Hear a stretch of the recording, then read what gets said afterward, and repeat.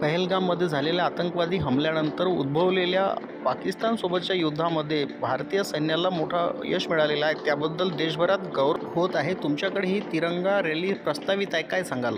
जे भारतामध्ये आता पहलगाममध्ये अटॅक झाला 22 तारखेला, त्याचा सम्मानार्थ आपण जे तिरंगा यात्रा काढण्याचा हे गडचिरोली जिल्ह्यामध्ये प्रयत्न करतोय. ते जवळपास 20 तारखेला आमच्या गडचिरोलीमध्ये होणार आहे. मग त्याच्यानंतर 21 तारखेला प्रत्येक मंडळामध्ये होणार आहे. कालच आपल्या जे चामोर्शी मंडळामध्ये आपण तिरंगा यात्रे काढली आणि हा आमचा सन्मान आहे की आम्ही आमच्या भारतीय सैनिकाबद्दल आपण कर्तृत्व आपण देण्याचा प्रयत्न करतोय. त्यांच्या फेवरमध्ये आपण ही गोष्ट करतोय की जे भारतीय सैन्य सीमेवरती राहून आमचं संरक्षण करतात, त्यांचे बलिदान करतात, त्यासाठी हा तिरंगा यात्रा काढण्याचा उद्देश आहे. आमच्या गडचिरोलीमध्ये आम्ही आमचे सहपालकमंत्री आणि पालकमंत्री महोदयांना निवेदन करू की एकदा म्हणजे तिरंगा यात्रा झाली जिल्हा स्तरावरती, त्यांना आम्ही इन्व्हाइट करणार आहोत. सोबतच जवळपास आमचे गडचिरोलीमध्ये 1,500 ते 2,000 संख्या एवढे राहतील एवढा प्रयत्न सुरू आहे. प्रत्येक मंडळावरून आम्ही लोक बोलवण्याचा प्रयत्न करतोय आणि सर्व जे संस्था आहेत त्यांना पण आम्ही विनंती करतोय की तुम्ही पण या एक चांगल्या कॉजमध्ये तुम्ही पार्टिसिपेट करा म्हणून त्यांना विनंती करणार आहोत. सर्व वाचनालयाला विनंती करणार आहोत, सर्व ट्युशन क्लासेसला विनंती करणार आहोत की तुम्ही जास्तीत जास्त लोक सहभागी व्हा, असं त्यांचं आमचा मानस आहे. प्रधानमंत्री नरेंद्र मोदी साहेबांनी कॅबिनेटच्या बैठकीमध्ये जातीनिहाय जनगणनेचा प्रस्ताव पारित केलेला आहे. यावर तुमची प्रतिक्रिया काय आणि जातीनिहाय जनगणना देशात झाली तर कशा पद्धतीचा लाभ त्यांना कसा होईल?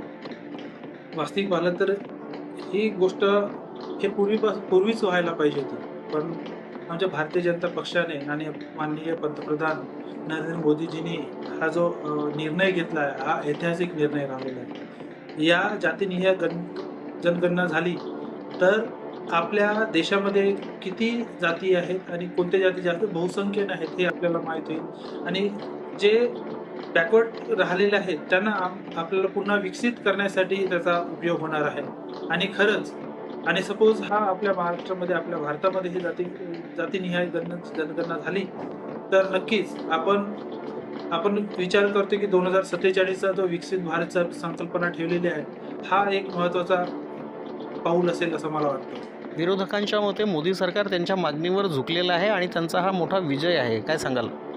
जवळपास 60 वर्षे त्यांनी राज केल्यानंतर केव्हाच त्यांनी या गोष्टीचा पहल केला नव्हता. जवळपास 2014 पासून आमची सरकार आली, मग त्याच्यानंतर पहिले पण आमचे अमित शहाजीने माननीय गृहमंत्री अमित शहाजीने पण म्हणाल होतं की आम्हाला जातीनिहाय गणनेला विरोध नाही आहे आणि आम्ही ते करूच. आणि जेव्हा 2014 ते 24 या दरम्यान त्याचा अभ्यास केला, मग त्याच्यानंतर आज म्हणजे माननीय पंतप्रधान मोदयांनी याची जनगणना करायची याचा निर्णय घेतला. आणि हे कितीही म्हणाले तरी आपल्याला आजचं जग टेक्नॉलॉजीचं जग आहे. सर्वांना माहीत होतं की बाबा 10 वर्षापूर्वी काय स्टेटस होता आणि या 10 वर्षानंतर काय स्टेटस आहे आणि कोण काय बोललं हे पण आपल्याला माहीत आहे. तर खूप काही जास्त भाष्य करण्याची गरज नाही, लोक समजदार आहेत. सुप्रीम कोर्टाने स्थानीय निकाय संस्थेसंदर्भात पेंडिंग असलेली याचिकेवर भाष्य करताना 4 महिन्यामध्ये निवडणूक घ्या असे आदेश दिल्याचे एक प्रतीत होत आहे. याबद्दल तुमचं काय मत आहे?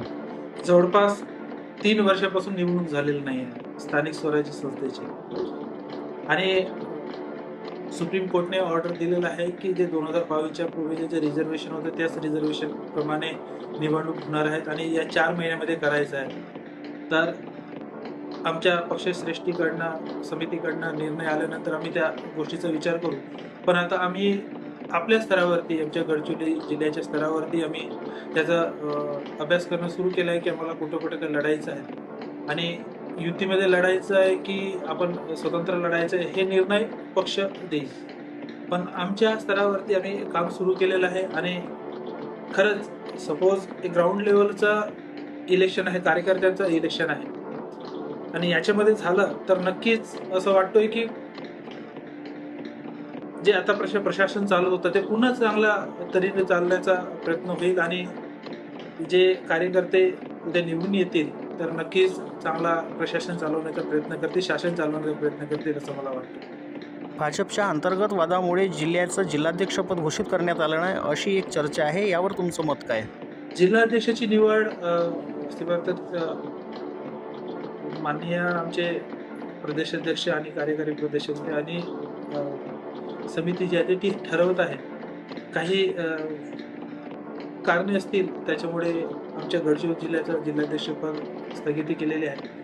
पण मला वाटत नाही की येत्या 4-5 दिवसामध्ये जवळपास डिक्लेअर होऊन जाईल. कारण त्यांचा संघटनात्मक दृष्टीने जो गडचिरोलीमध्ये काम व्हायला पाहिजे त्या दृष्टीने ते विचार करत आहेत की कोणत्या कार्यकर्त्याला आपण समोर केलं तर आपल्या येत्या भविष्यामध्ये आपली संघटना वाढू शकेल.